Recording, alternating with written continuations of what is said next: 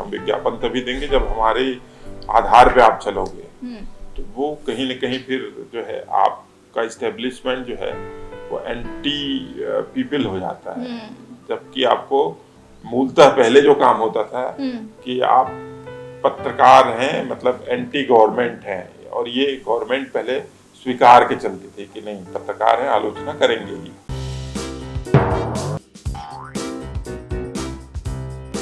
नमस्कार, कार्यक्रम में आप सभी का एक बार फिर बहुत बहुत स्वागत है।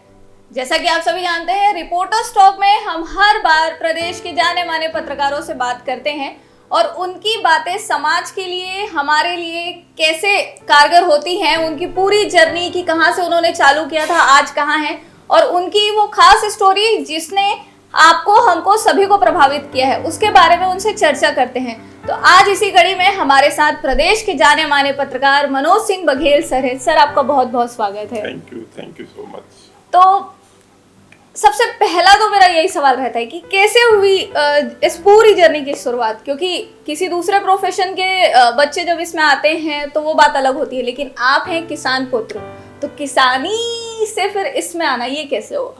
देखिए, मेरे पिताजी जो है किसान थे और उन्होंने बचपन से मेरे बारे में पाल रखा था एक स्वप्न की इसको जो है आईएएस बनाना है।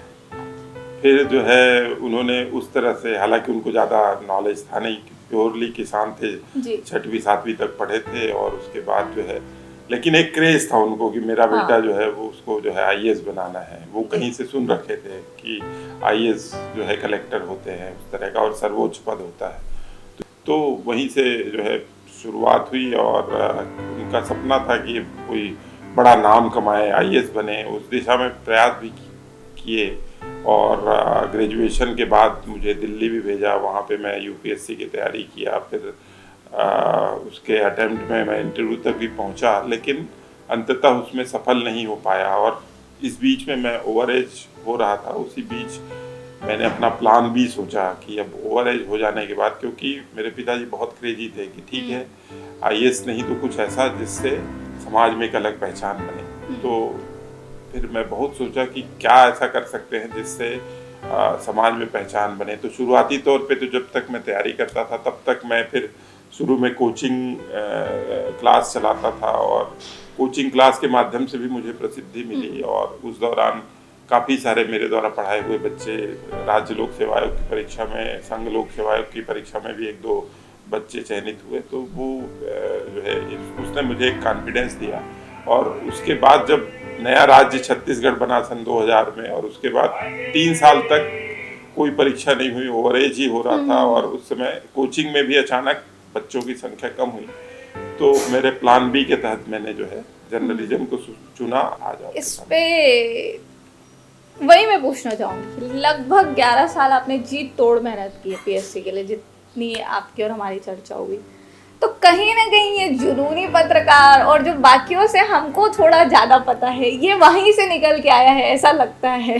बिल्कुल सही कह रही हैं आप कि जो है जिस तरह से मैं जो 10-11 साल का मेरा संघर्ष था, उस दौरान जितना मैंने अध्ययन किया, जितना सीखा, उन सब को, जैसे हमेशा मुझे मेरे गुरुदेव कहा करते थे कि कोई भी चीज़ आप करते हैं उसको ये मत मानिए कि वो कभी व्यर्थ जाएगा, कहीं न कहीं काम आएगा। तो यही बड़ी रोचक घटना ये हुई कि मैं तो केबल टीवी से शुरू किया था, जैसा आपको बताया, और वो भी अवैतनिक था कि मेरे मित्र का था। तो उसने मजाक में मेरे को संपादक टाइप का कहना शुरू कर दिया कि तुम ही मालिक हो, तुम देखो टाइप का। तो चूंकि वही सब यूपीएससी और इसकी तैयारी करने के कारण, नॉलेज के कारण उसने मुझे जिम्मेदारी दी। और जब 2002 में जब मैं एंट्रेंस टेस्ट देने गया था ईटीवी की, उस समय मुझे कुछ भी नहीं मालूम था कि बस मैं हंसी मजाक में सब काम कर लेता था, लेकिन टर्मिनोलॉजी से परिचित नहीं था। तो वही जब परीक्षा दिया तो उस समय ईटीवी की एंट्रेंस परीक्षा बहुत पेपर जो है इंग्लिश में आते थे, कठिन पेपर आते थे। तो जितने यहाँ के एमपी छत्तीसगढ़ के पत्रकार थे बेचारे, उस टेस्ट में वो पिछड़ गए। और मैं जो कि एबीसीडी नहीं जानता था, चूंकि वो यूपीएससी की तैयारी काम आ गई, तो इस कारण से मेरा उसमें सिलेक्शन हुआ। हालांकि मैं ये भी नहीं जानता था कि मैं किस पोस्ट के लिए अप्लाई कर रहा हूँ। मैंने बगल वाले का झांक के देखा है ना। तो लोग मित्रों ने कहा भी कि यार तुम बड़े पद के लिए भर दिए, तुमको स्टिंगर बोलना था, भरना था तो जल्दी तुम्हारा सिलेक्शन होता, लेकिन हो गया नियति को कुछ और मंजूर था। मैंने अज्ञानता में भरा और वहीं पे सिलेक्शन हो गया बड़े पद पे। जितना मैं आपको जानती हूँ या जितना छत्तीसगढ़ का पत्रकार जगत आपको जानता है कि अगर आपने कोई खबर करवाई है या खुद की है तो डेफिनेटली उसके डेप्थ में बहुत कुछ होगा और वो एकदम डायरेक्ट जनता से जुड़ा हुआ होगा। बिल्कुल, मेरी कोशिश शुरू से यही थी, जब तक आप जनता से जुड़ी हुई चीजों को नहीं उठाओगे तब तक आप जनता के बीच लोकप्रिय नहीं हो सकते। तो ये मेरे दिमाग में शुरू दिन से यही बात थी कि आपको मास जाने, तो उसके लिए मास से जुड़ना होगा, तो मास की समस्याओं को आपको उठाना होगा। यही वजह है कि मैंने इस तरह से ग्रामीण पत्रकारिता को शुरू से, कुछ शहरी पत्रकार बड़े शुरू में हंसते थे कि यार ये जब देखो तब गांव देहात की खबरें लाता है, लेकिन मैंने शुरू से ही इसीलिए ग्रामीण जहाँ पे लोगों का ध्यान नहीं जाता तो ग्रामीण चीज़ों को बाहर लाना, गांव की जो विशेषताएं हैं उससे संबंधित सॉफ्ट स्टोरी मैंने बहुत की है। और नहीं था, लेकिन वहीं पे मैं आपको थोड़ा सा उस पे भी लेके जाना चाह रही हूँ प्रश्न पे, क्योंकि आपने पूरा बदलता हुआ दौर देखा है और पूरा उसको जिया भी है उसके साथ साथ। तो एक जो पत्रकार होता है और एक जो आज के डेट में डिजिटलाइजेशन के चक्कर में आम आदमी पत्रकार बन रहा है, बहुत सारे ऐसे ऐप आ रहे हैं जिसमें इंसान मतलब कोई भी नॉर्मल पर्सन खुद को पत्रकार घोषित कर दे रहा है कि भैया मैंने 4 लाइन लिखा, इसके बारे में इन्फॉर्मेशन है, आई एम नाउ जर्नलिस्ट। कितना घातक है ये समाज के लिए? मेरे ख्याल से ये बहुत घातक है, क्योंकि ये होता है कि जर्नलिज्म का एक अपना सिद्धांत होता है कि आप जो कुछ भी डिलीवर कर रहे हैं उसका समाज में गहरा इम्पैक्ट होता है। आमतौर पे जैसे आजकल हर हाथ में स्मार्टफोन है, मैं गांव जाता हूं देखता हूं वहां चरवाहे के पास भी मोबाइल है, स्मार्टफोन, और वो वॉइस से गूगल से पूछता है कि फलाना मेरे को देखना है, और वो चीज जो देखा तो यूट्यूब खास तौर पे यूट्यूब में ऐसे कई चीजें आपको मिल जाएंगी कि जो है अमिताभ बच्चन जैसे कोई सर्च किया तो वो बीमार रहते हैं तो उनके मृत्यु की भ्रामक खबर फैला दी जाती है, और इस तरह उसको लोग सही मान लेते हैं क्योंकि उसमें कोई नियंत्रण नहीं है। यूट्यूब के जो कंटेंट हैं उस पर किसी का कोई नियंत्रण नहीं है, यूट्यूब की चीज़ों को सही मान लिया जाता है और उससे पैनिक क्रिएट होता है। तो ये बहुत ही घातक है, और इससे क्या है कि बदनामी होती है, मतलब तथ्यात्मक चीज़ें नहीं जाती हैं, बहुत सारी भ्रामक चीज़ें जाती है। इसीलिए इसको अब लोग व्हाट्सएप यूनिवर्सिटी और इस तरह की बातें करते हैं कि उसमें अननेसेसरी और मतलब बहुत जो सच्चाई से जिसका कोई लेना देना नहीं है उस तरह से जो है बहुत सारी भ्रामक बातें होती हैं, और इससे कहीं ना कहीं समाज जो है वो दिशाहीन होने का खतरा, खासतौर पर जो कम पढ़े लिखे लोग हैं, गांव के लोग हैं, वो नहीं समझ पाते हैं कि कौन सा लिंक सही है, कौन सा लिंक जो है भ्रामक है। इतनी वैरायटी है, इतनी चीज़ें जा रही हैं न्यूज़ के नाम से कि है कि अब देखने में आता है कि समाचारों का असर पहले की तुलना में बहुत कम हो गया है, असर ना के बराबर। बहुत ज़्यादा जो प्रमुख मीडिया ग्रुप है किसी इशू को लगातार उठाते तभी असर होता है, नहीं तो खबरें आती हैं चली जाती हैं, असर नहीं होता है। फिर वापस आते हैं आप पे, पत्रकार हैं, लंबे समय से हैं, लेकिन फिर भी अपनी एक लाइफ होती है, एक हम उसमें एक समय के बाद एक वो पूरा हमारा दायरा बन जाता है, भाई ब्यूरोक्रेसी है, पॉलिटिक्स है और तमाम तरह के हम पावर सेंटर में आ जाते हैं एकदम। तो फिर उसके बाद फिर हमारा अपना कैसे चलता है, क्या रहता है?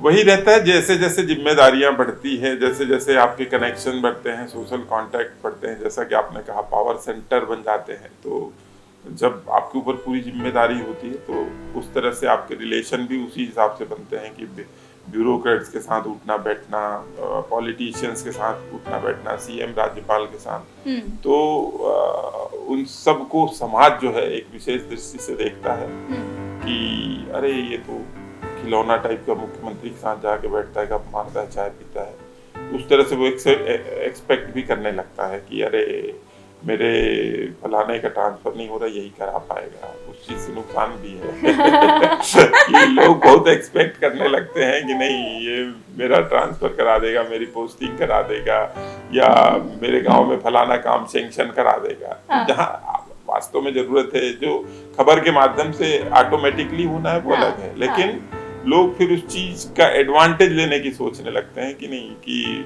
अच्छा, एडवांटेज में वास्तविकता में कभी किसी ने एक्चुअली में आपसे इस चीज का कोई एडवांटेज लिया है? घर परिवार तो मतलब आपको बहुत बड़ा है।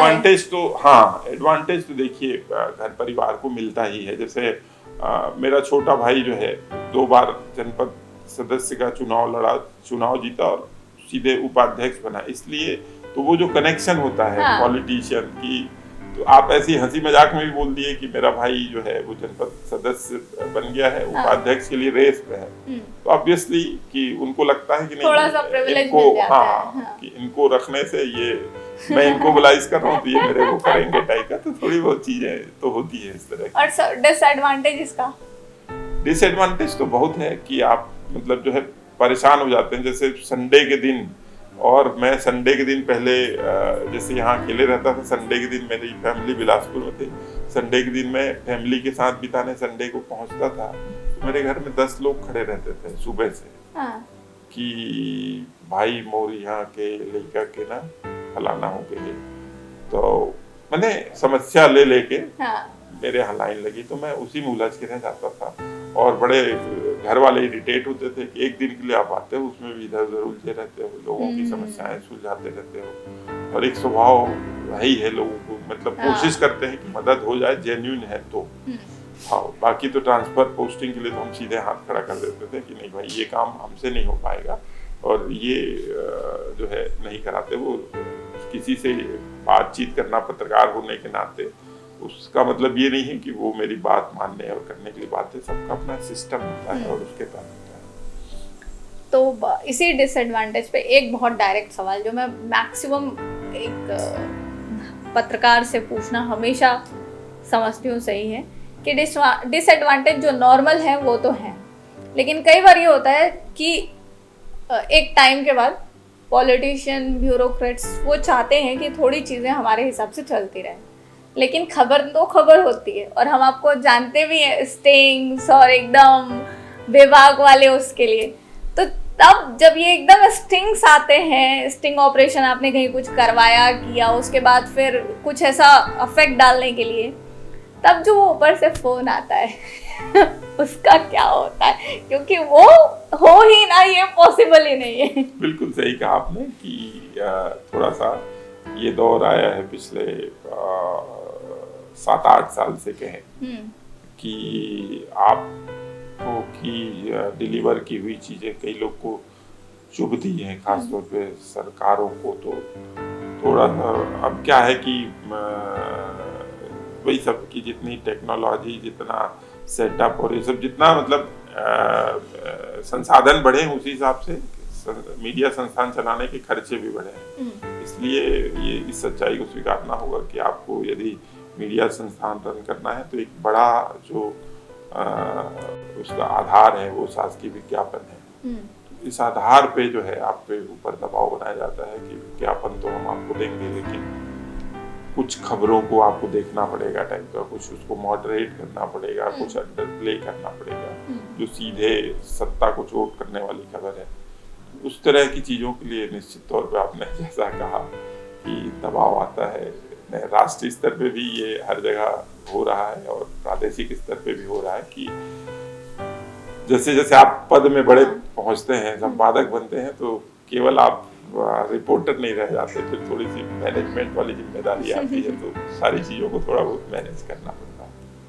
तो इसी में मैं एक सवाल और पूछूंगी फिर आपसे कि बार बार मीडिया पे एलिगेशंस लगते हैं आजकल, तो पिछले 4-5 साल से एकदम कॉमन हो गया मीडिया पे एलिगेशन लगना, गोदी मीडिया।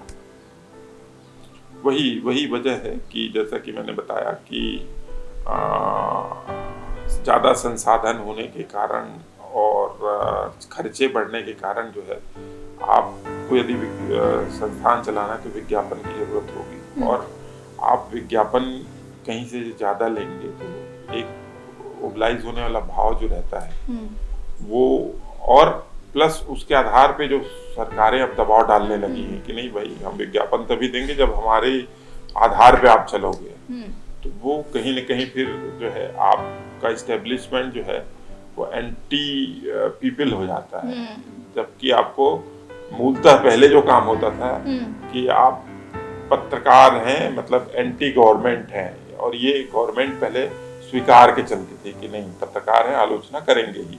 जो एक सामान्य जो निंदक नीरे राखिए वाला जो एक कॉन्सेप्ट था, तो उस समय बड़े अच्छे वे में, अच्छे स्पिरिट में उसको स्वीकार किया जाता था कि नहीं ये आलोचना कर रहे हैं तो इसमें कुछ कमी होगी, उस चीज़ों को ठीक किया जाता था। तो अच्छे रिलेशन के बाद भी उससे कभी सत्ता और पत्रकारों के रिलेशन नहीं बिगड़ते थे पहले, लेकिन अब ये होने लगा है कि उसमें कुछ दोष पत्रकारों का भी है, कुछ सत्ता का भी है, कि कुछ जो है इंटेंशनली कुछ ऐसी चीज़ें छापते हैं जो चुभे, उसमें उसको गलत ढंग से परसेप्शन दे के छापते हैं। तो थोड़ा सा कुछ पत्रकार ऐसे भी हैं जो इंटेंशनली, कुछ लोग वो टारगेटेड जर्नलिज्म जिसको कहते हैं कि आप जबरदस्ती किसी को टारगेट करके अपनी पर्सनल चीज़ों को भुनाने के लिए कर रहे हैं, तो वो गलत है। और दूसरी ओर सत्ता के द्वारा भी जो कि नहीं हमको आलोचना सुननी ही नहीं है, इस तरह की चीज़ें जो अभी हाल ही में देखी जा रही हैं, जैसा आपने कहा कि लोग अब आरोप लगाने लगे हैं मीडिया पे कि गोदी मीडिया है, मतलब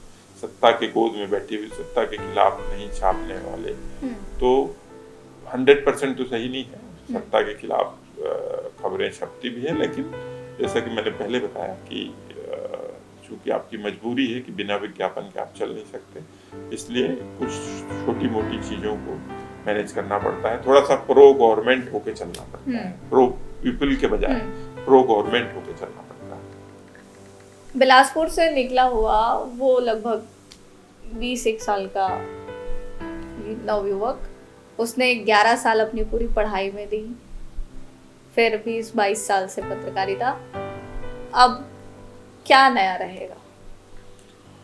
नया देखिए, पत्रकारिता से इतनी जल्दी मुक्ति मिलेगी ऐसा लगता नहीं है। हालांकि जो परिस्थितियां मैंने बताया, जैसे आपने अभी डिस्कस किया कि हमेशा हमने, जब हम प्योरली रिपोर्टर थे, प्रो पीपल थे, बाकी हमारा संपादक देख लेगा, मैनेज करना नहीं करना, लेकिन उस लेवल तक कभी नहीं आया। मैं ये बहुत सच्चाई से स्वीकार करता हूँ कि जब तक मैं अंबिकापुर में काम किया, मैं बिलासपुर में काम किया, मैं शुरुआती तौर पे रायपुर में जो काम किया, उस दौरान मैं पूरा अपने आप को प्रो पीपल मानता था, और जो आम जनता से जुड़ी हुई चीज़ें हैं जो कि सत्ता के खिलाफ हैं, उसको रन करने में कभी कोई गुरेज नहीं करता था। और उस समय बड़ा आत्मसंतुष्टि होती थी कि नहीं, मैंने एक जनता के एक बड़े समूह के लिए जो है उनकी समस्याओं के लिए या जनता से जुड़ी हुई चीज़ों के लिए, खासतौर पे पर्यावरण मेरा बहुत मतलब पसंदीदा विषय रहा है। पर्यावरण, वन और वनाधिकार, ये सारी चीज़ों पे मैंने बहुत काम किया है, तो जो है उस चीज़ का बड़ा वो था। लेकिन अब जाके थोड़ा सा जब मैनेजमेंट पार्ट जो है वो पत्रकार से ज़्यादा मैनेजमेंट पार्ट वाला जो चीज़ है वो हावी होता है, तो थोड़ा सा है, लेकिन फिर भी एक उम्मीद तो बांध के रखते हैं कि नहीं चीज़ें शायद सुधरेंगी। एक काल होता है कि उसके बाद जो है इतिहास फिर से दोहराया जाता है, बोलते हैं जो, तो जिस तरह से जैसा आपने कहा कि बहुत सारे लोग, हर आदमी पत्रकार भी हो गया, लेकिन कुछ यंग और पढ़े लिखे लोग भी आ रहे हैं जो कि बहुत अच्छे से भी काम भी करना चाह रहे हैं। तो फिलहाल तो ऐसी कोई इच्छा नहीं है, बस इसी को और अच्छे से करते जाना है, जो जिस तरह से हमारे पिताजी ने सपना देखा था कि आम जनता के लिए और समाज के लिए कुछ करे, तो उस तरह से अभी तक तो संतुष्टि है कि नहीं, हम जो चाहते हैं कर पा लेते हैं। थोड़ी बहुत स्वच्छंद रूप से चीजें जनता के हित की हम कर पा रहे हैं ऐसा। एक तो यही चीजें चलते चलते हम कार्यक्रम में आगे जानना चाहेंगे कि पत्रकारों में जो स्ट्रेस लेवल है वो एकदम एक्सट्रीम लेवल का होता है, क्या करते हैं इसको खत्म करने के लिए? बिल्कुल, ये चीज़ें अभी तक तो उसको मैं अपने बारे में बताना चाहूँगा कि अभी 22 फरवरी के पहले तक जो है स्ट्रेस को ऐसे ही ऑफिस में ही मतलब हंसी मजाक और एक पारिवारिक वातावरण बना के रखने का मेरा शुरू से फंडा रहा है। कई लोग इसके विरोध या इसके खिलाफ में भी बोलते हैं कि यार बहुत कड़ाई की कमी है, इस तरह से मेरे साथी लोग बोलते हैं कि नहीं बॉस टाइप का तुम्हारा थोड़ा सा रुतबा नहीं है। लेकिन मेरी स्टाइल दूसरी है काम कराने की, कि मैं एक परिवार की तरह मेरा हमेशा डे वन से जहाँ जहाँ छोटी छोटी जिम्मेदारियां मेरे को शुरू से मिलती रही, तो हमेशा से मैं इस पूरे टीम को एक परिवार की तरह लेके और उस परिवार के मुखिया के रूप में कि ठीक है, मुखिया को बच्चा भी सुना देता है कि नहीं भाई मेरी ये चीजें नहीं हो रही, तो उस तरह की चीजें लेके चला और वो बहुत सफल प्रयोग रहा। मेरे को नहीं लगता कि जो है कोई भी मेरे को असफल एडमिनिस्ट्रेटर माने, तो उस कॉन्सेप्ट में चलता हूँ। तो एक बहुत हल्का फुल्का वातावरण बनाने की कोशिश रहती है। हालांकि स्ट्रेस जब जब आप ऊंचे पद पे ज़्यादा जिम्मेदारी पे जाते हैं स्ट्रेस आता है। अभी हाल ही में फरवरी में ऐसा पता चला कि हम तो लेते ही नहीं थे हास परिहास में सब चीज़ों को, लेकिन कुछ कुछ स्वास्थ्य पे खराब असर पड़ने लगा। इस तरह की चीज़ें अभी इलाज को चेकअप कराने पे पता चला और डॉक्टर ने यही सलाह दी कि स्ट्रेस को है ना, जिस तरह से 24/7 खासतौर पे इलेक्ट्रॉनिक और डिजिटल मीडिया में काम का जो तरीका है वो ये है कि आपको आराम ही नहीं मिलता है। तो इसलिए हमने क्या किया है कि जिम्मेदारियां बांट दी हैं, हमारे पास पर्याप्त मानव संसाधन है, तो सुबह के आप जल्दी उठ के योग करना, वॉक करना, ये सब कुछ दिनचर्या में शामिल कर रहे हैं और जो है थोड़ा सा हास परिहास जो है वो समय समय पे चलते रहे, तो उससे स्ट्रेस लेवल कम होता है। एक कोई ऐसी स्टोरी जिसको आपको लगता हो जो आपने की है और ये वास्तविकता में एक उपलब्धि समाज के लिए रही हो? वैसे तो कई रही होगी, लेकिन चलते चलते बहुत शॉर्ट में एक ही स्टोरी आपकी, ऐसी स्टोरी जिसको करने के बाद खुद लगा हो, खुद में एक आत्मसंतुष्टि हुई हो, सेटिस्फेक्शन रहा हो कि इसको करना बहुत जरूरी था। हाँ, मैंने जो है बतौली में एक नेत्रहीन बच्चों का एक स्कूल था, 2004 की बात मैं बता रहा हूँ, 5 की अंबिकापुर में था। और उस समय बतौली में एक नेत्रहीन आदमी जो है वो नेत्रहीन बच्चों के लिए स्कूल चलाता था। उनकी अपनी समस्याएं और उनकी अपने कुछ कल्चरल विशेषताएं थी, तो दोनों स्टोरी मैंने की थी कि एक तो उनके पूरे आश्रम की क्या क्या अच्छाइयाँ हैं ये, और प्लस उस समय तक सरकार से कोई उनको मदद नहीं मिलता था। तो उस स्टोरी को मैंने पूरा आधे घंटे का उसको दिखाया। तो पहले पार्ट में तो उनकी अच्छाइयाँ कि किस तरह से वो बच्चे बहुत अच्छा संगीत में, खेल कूद में किस तरह से आगे हैं और किस तरह से पूरी संवेदना को उभार देने वाली कुछ गाने उन्होंने सुनाए थे, वो सारी चीज़ें, प्लस उनकी समस्याओं को जब उठाया तो तुरंत उस पर मनोज पिंगुआ साहब उस समय कलेक्टर थे सरगुजा के, उन्होंने तुरंत उस पर संज्ञान लिया और तुरंत वहाँ पे बहुत सारी चीज़ें आनन फानन में सभी चीज़ें उनको जो सहायता सरकार से मिली थी वो सब सहायता मिली। तो वो हमेशा मेरे को वो मेरे प्रारंभिक काल की रिपोर्टिंग का वो असर था, वही मेरे को आपके मुताबिक जैसा आप कह रही हैं उसने मेरे को बहुत संतोष दिया। आज भी उस चीज़ से बहुत संतोष मिलता है। आज के आने वाले नए पत्रकारों से आप क्या कहेंगे? बहुत चुनौती है, जैसा कि अपन ने पूरे इस इंटरव्यू के दौरान चर्चा किया कि बहुत सारी चुनौतियां हैं कि आप जो है रो पीपल हो के काम जैसा सिखाया जाता है, जो कोर्स होता है आप PMC MBA जो करते हैं उसमें यही सिखाया जाता है कि आपको व्यवस्था के विरुद्ध चलना है, प्रो पीपल रहना है। लेकिन अब जिस तरह से मैनेजमेंट चाहता है कि नहीं भाई मैनेजमेंट के हिसाब से आप काम करो, तो एक बीच का रास्ता होता है, उस रास्ते को अख्तियार करें। कई लोग बहुत क्रांतिकारी सोच लेके आते हैं, लेकिन मालूम है कि भैया आपको ब्रेक चाहिए। पहले पत्रकार बनना है तो किसी अच्छे मीडिया हाउस से जुड़ना है, ब्रेक पाना है तो थोड़ा सा आपको मैनेजमेंट का सुनना होगा। तो एक तरीका होता है कि नहीं पहले थोड़ा सा मैनेजमेंट के अनुशासन को माने, किया जा सकता है, थोड़ा सा प्रो पीपल जो है वो किया जा सकता है। खासतौर पे आप जब जर्नलिज्म की शुरुआत करते हैं तो आप बहुत आक्रामक नहीं हो जाते, सीखना भी एक पार्ट होता है। तो शुरू में आप सीखें, जब 4-5 साल का जर्नलिज्म हो जाए तो उसके बाद सीखते सीखते फिर वो दौर आता है जब आपको लगता है कि नहीं आप कुछ और कर सकते हैं। तो उस तरह से तो अभी तो इतने सारे जगहों पे कॉलेजों में कोर्स चल रहे हैं, विश्वविद्यालयों में कोर्स चल रहे हैं, और जिस तरह से एक क्रेज जर्नलिज्म का अभी भी कायम है, तो बहुत सारे लोग जर्नलिज्म करने के बाद जो है तलाश करते हैं। थोड़ी सी ज़्यादा लोग होने के कारण कंपटीशन भी बढ़ता है। तो सलाह यही है कि पेशेंस रखें, पहले कहीं भी ब्रेक पाएं और वहाँ पे अच्छे से साल 2 साल पूरा सीखें और जो एथिक्स जो सिखाया जाता है कि ईमानदार रहें और काम को पूरा डूब के करें। तो आज की इस पूरी चर्चा में हमारे साथ मनोज सिंह बघेल सर थे, प्रदेश के जाने माने पत्रकार हैं। इनकी पूरी जर्नी आपने सुनी। उम्मीद करते हैं कि अगर आप पत्रकारिता में आगे बढ़ रहे हैं या अगर आप जनसामान्य भी हैं तो कैसे एक पत्रकार किन परिस्थितियों में आगे बढ़ता है और कौन सी चुनौतियां पत्रकारों के लिए होती है और कौन सी चुनौतियां सामान्य व्यक्ति खुद पत्रकार बनने की कोशिश कर रहा है तो एक सुलझे हुए और अच्छे एक रेपुटेटेड पत्रकार के लिए क्रिएट कर देता है। तो यही सारी हमारी बातें थी। 2 डिकेड से लगभग ज़्यादा समय हो गया है सर को, तो आपको बहुत बहुत धन्यवाद, आपने बहुत सारा समय दिया। थैंक यू स्वाति, बहुत अच्छा लगा आपसे बात करके। जी, तो इस अंक के लिए हमें दीजिए इजाजत। अगले अंक में फिर किसी नई शख्सियत के साथ आप सभी के सामने उपस्थित होंगे। नमस्कार।